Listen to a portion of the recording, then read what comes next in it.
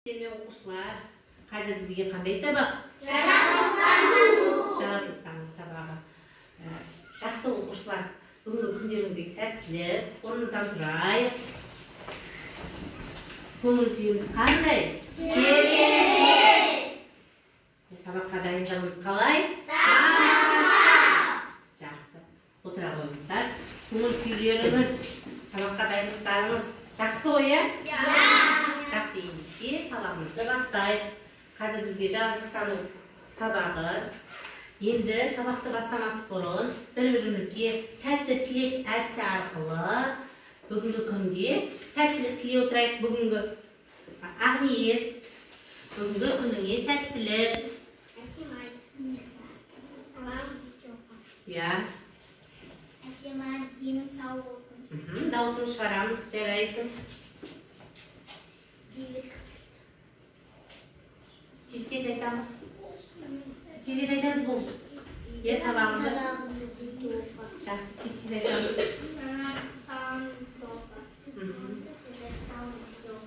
Жақсы, сабағын бізге оқыдан басқа айтайық.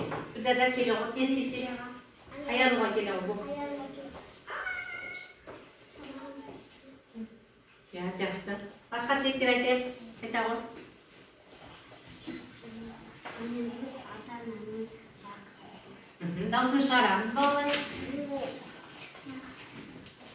Кезетеміз. Келер сабағымыз көп. Алдар сабағымыз көп. Анеміз сабағымыз көп.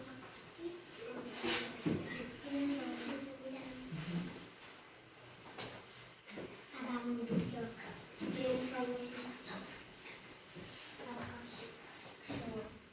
Жақсы. Дауысын шығарамыз, иә. Айта ғой, Әділбек. Ой, бәрін беске оқи жатсыңдар, жақсы. Сабақтарымды беске ата-анам аман болсын. Ой, жарайсың, Әділбек.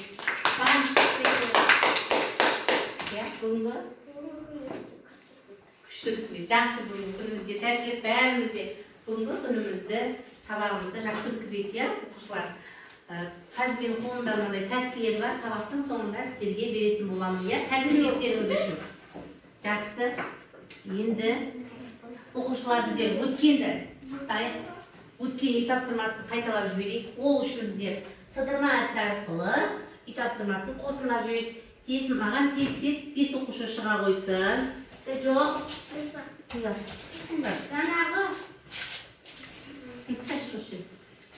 Енді қайтадан айтайын. Жақсы оқушылар, біздер өткенді қайталау үй тапсырмасын қорыту мақсатында сыдырма әдісі арқылы біздер үй тапсырмасын қорытылаймыз. Кәне, кім шығады? Үйге тапсырмаға барлығымыз дайындалып келдік пе? Кәне, қол көтерейік, дайындалып келсек. Маған ортаға 5 оқушы шығу керек. Кім шығады? Қолымызды көтерейік. Кім шығады? Диляра шыға ғой. Айнагөз шыға ғой, тағы да кім? Әсемай. Аягөз шыға ғой. Тағы да Әділбек шыға ғой. Я, тұрамыз жоқ. Я, сыдырма әдісін білеміз ғой, я? Сыдырма әдісін. Қолымызға сыдырып, қолымызды бір-бірімізге сыдырып қоямыз. Содан кейін мен сұрақ жауап берем, мүдірмей жауап береміз. Ал тоқтап қалған оқушыны орнына отырғызамыз, я? Жақсы. Бірінші Әсемай. Сүтқоректілердің басқа жануарлардан айырмашылығы қандай? Сүтқоректілер балалардың түбі туады. Иә. Дұрыс айтасың, сосын оларды өзі емізеді. Өзі қоректендіріп емізеді. Дұрыс па балалар? Кәне шашын атайық.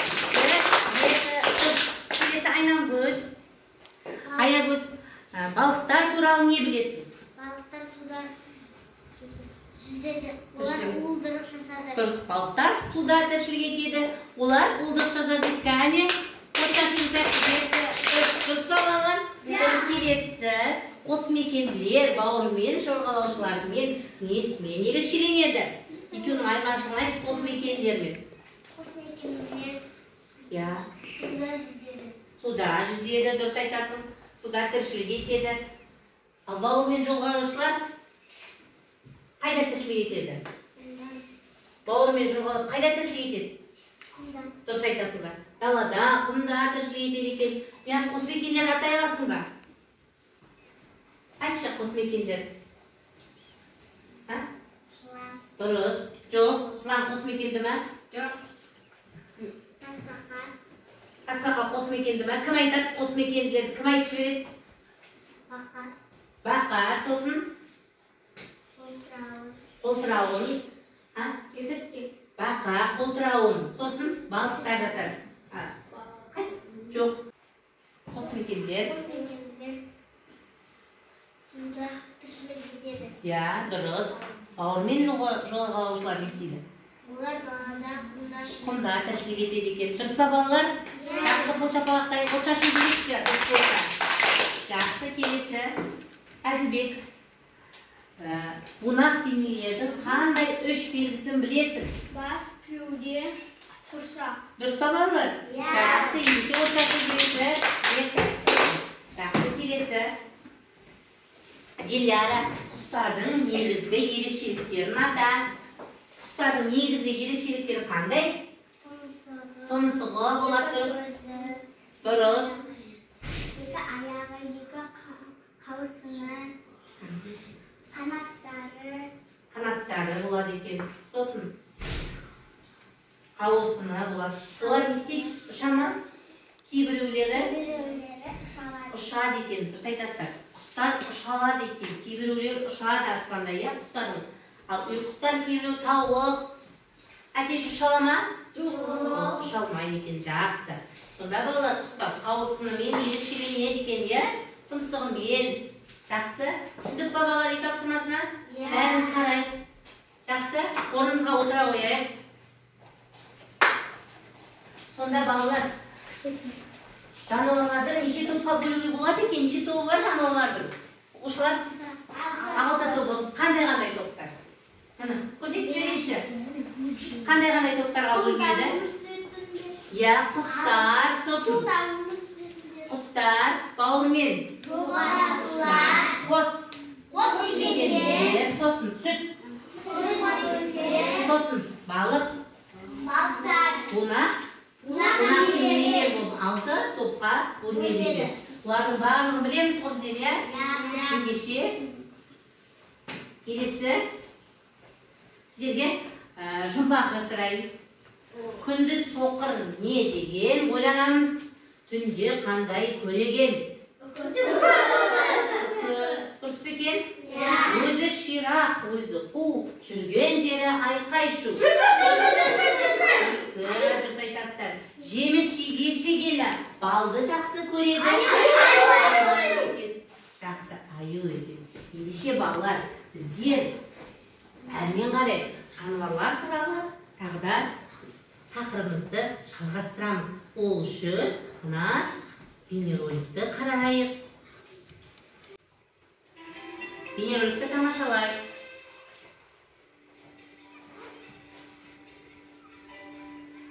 Бөлек жаудан қорғану үшін бүркеніш жеңді пайдаланады.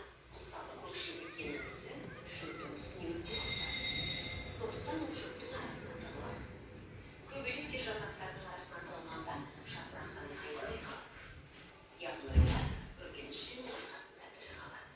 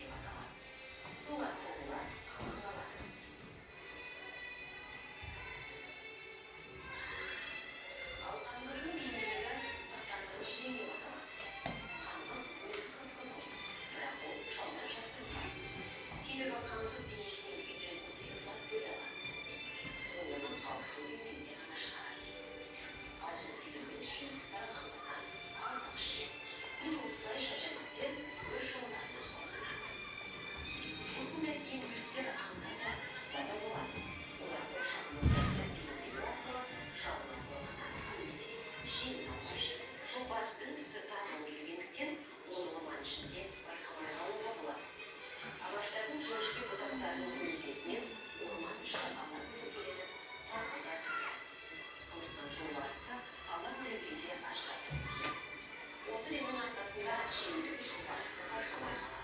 Сонда Дарвин жобарыстың орманды жерде жақсы тіршілік ету үшін қажетті білу керек. Шүйіркеші басқа құстар сияқты ағаштың бұтағында отырмайды. Ол ағаш түріне ұзындығын қарай жабысып қонады. Оны ағаш түскен қайрай көкілді. Сол арқылы шүйіркеші жыртқыштан және адамдардан құтылады. Жақсы, жақсы оқушылар. Не көріп тұрсыздар? Бейнероликте не байқадыңыздар? Жануарлар. Жануарлар.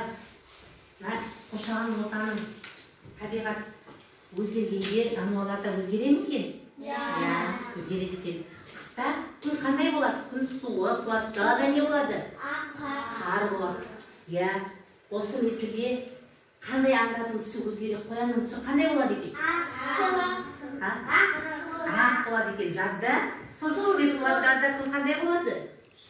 Иә, жер қоңыр сұрт түске боянады. Сол мезгілде қояндар өзінің тіршілік ортасына қарай түстерін. Бүгінгі сабақты қорытындылап жіберейік.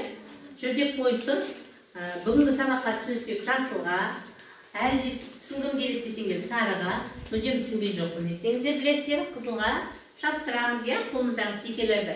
Бүгінгі сабаққа кері байланыс. Жасай қояйық, кәне. Бірінші топ шығамыз, тез. Тез жабыстыра қояйық.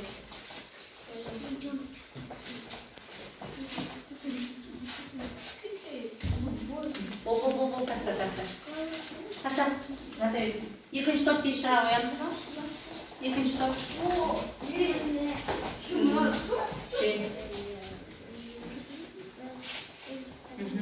Үшінші топ. Шыға қояйық. Жақсы. Жақсы оқушылар. Сонымен бүгінгі сабақ сіздерге түсінікті болды ма? Бүгінгі сабақта қандай тақырыппен танысып едік? Жануарлардың несі? Тіршілік үшін несі? Күресі, иә, жануарлар қалай қорғанады екен жауларынан? Иә, тығылады, гүлдердің арасынан тығылады. Сосын түстері, ағаштардың бойына жасырынады, өздерінің түстеріне, бейімділіктеріне қарай түстерін өзгертіп жауларынан қорғанады екен, иә. Олар себебі табиғат қоршаған орта өзгергенде жануарлардың да түсі не істейді екен? Өзгереді екен. Жақсы. Жақсы, осымен сабақ аяқталды. Сау болыңыздар.